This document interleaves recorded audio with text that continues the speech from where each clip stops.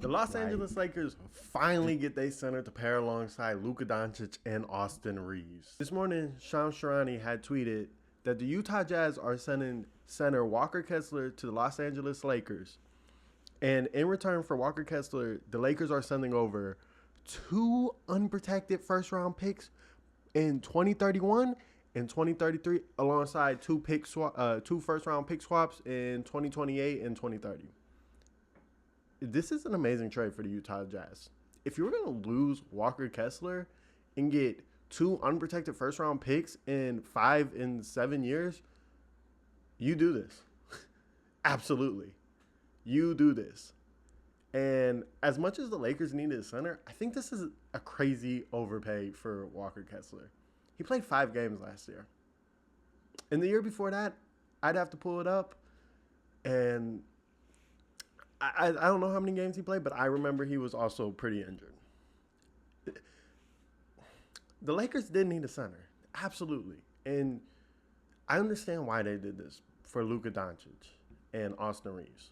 While they're still in their primes, you got to do something, especially for Luka Doncic. But this just seems like a crazy overpay for Walker Kessler.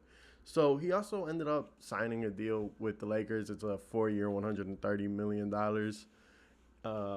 throughout the whole 4 years.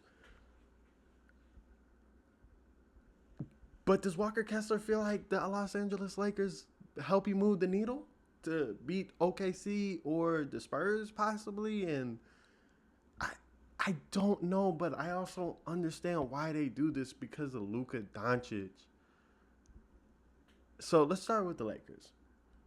The Lakers have been on a roll all morning this morning. It seems like they just completed their offseason within like 2 hours this morning. They ended up, like I said, getting Walker Kessler for a trade. They also signed Mamu Skelevi. I'm sorry if I'm not pronouncing that right. From who played with Toronto last season, as well as signed Quentin Grimes to a 4-year, $60 million deal, and Colin Sexton for a 2-year, $19 million deal. So now that only leaves them with 2 roster spots available with like $15 million cap space, I think I saw it was. So basically, their offseason is kind of over. It was either I think it was might have been vet minimums. I don't even think it was $15 million. I think it was vet minimums for the Lakers. So again, it's kind of just seems like they speed ran their offseason today. We'll start with the little signings first, and then we'll move on to the Walker Kessler part. I like Quentin Grimes for this team. He's going to come in and give them some scoring punch off the bench, as well as, a little bit of defense. He'll give you that. So I think Quentin Grimes is a pretty good pickup, especially on a 4-year, $60 million deal. It's a pretty good pickup. He had a pretty good season with the Sixers last season. Not too much of a good playoff run, but hey, man, you got Luka and Austin Reeves. I think you'll be fine there if he can just come in and give you some spot minutes, especially when the playoffs times roll around. I think you'll be pretty decent right there. Alongside Colin Sexton, I think Colin Sexton will come in and give them some gritty minutes with some good defense, and he's a pretty good shooter, but I don't think those two pickers were bad. Same with Mamuskeli from Toronto. Stretch 4 or 5. Can shoot it. He did pretty good in the playoffs too against the Cavs. I remember him actually being pretty effective against the Cavs. So I think that's a good pickup. But yeah, let's go to this Walker Kessler trade. So the Lakers needed a center, 100%. That's what everybody's been saying since Luka's got in there. Hey, they need a center. They need a good center. They need a center that's going to come in and actually be not an all-star, but just a good center. And I think Walker Kessler is as close to an all-star center as can be without being an all-star. And he will come in, and he's going to be defensive. He can he shot it from 3 a little bit last season before he went out for his injury. Hit a few, sure, I guess.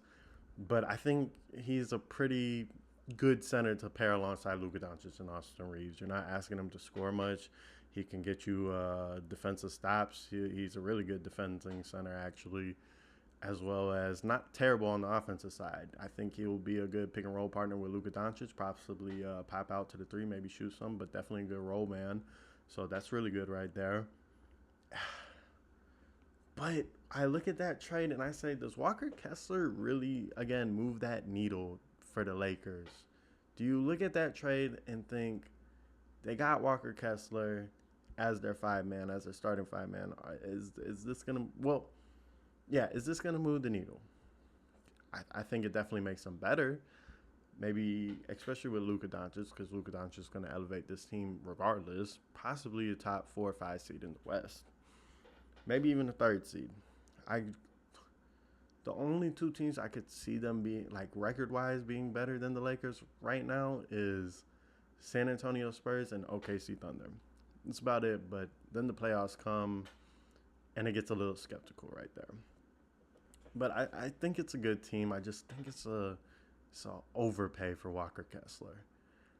I think the Lakers did what they needed to do and get Luka Doncic a center, so that's a good thing.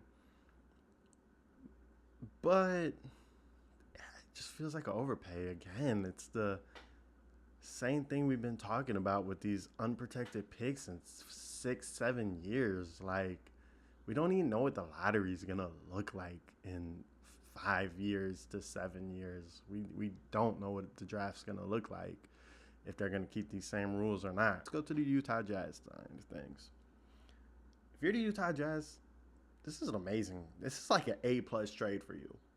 If you're gonna lose Walker Kessler and get 2 unprotected first-round picks in 5 and 7 years, not knowing what the lottery is gonna look like, this is a really good trade for them.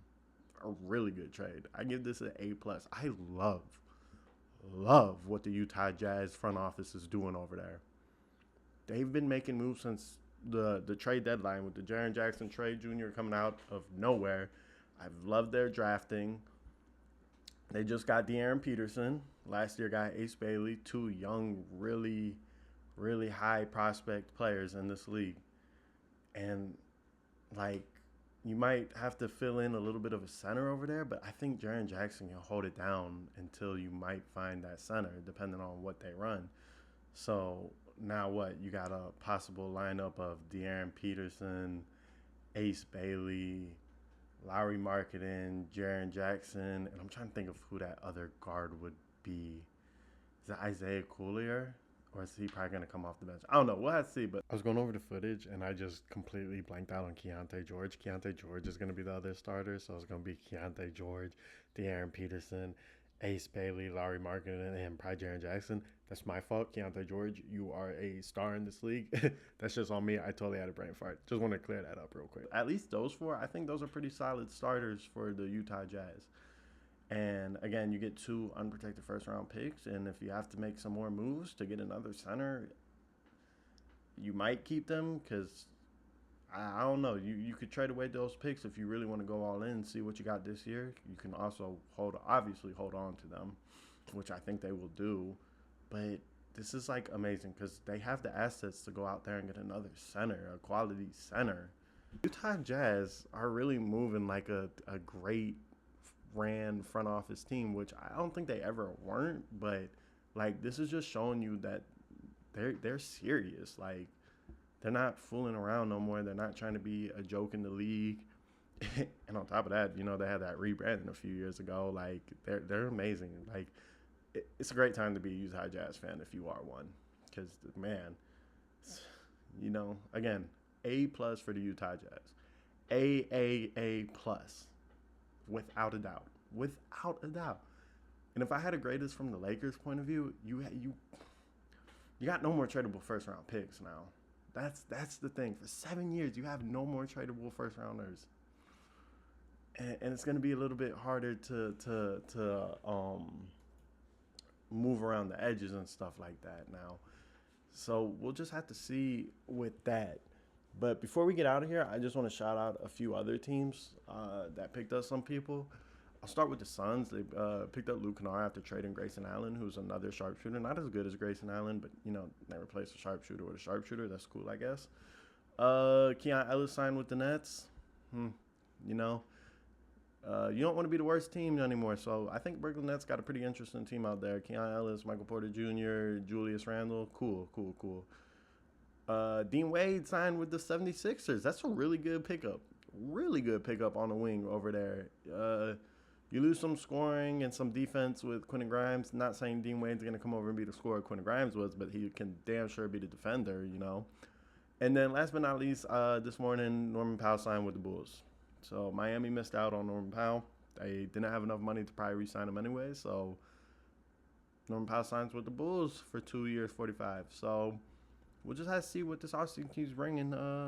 Yeah, the Lakers got them a center, and the Utah Jazz walk away with two unprotected first-round picks and 2 pick swaps. We'll have to see what the pick swaps become, because the Jazz got to be better than the Lakers in 2028 and 2030 for them pick swaps to actually mean anything, but we'll have to see. But they walk away with 2 unprotected first-round picks.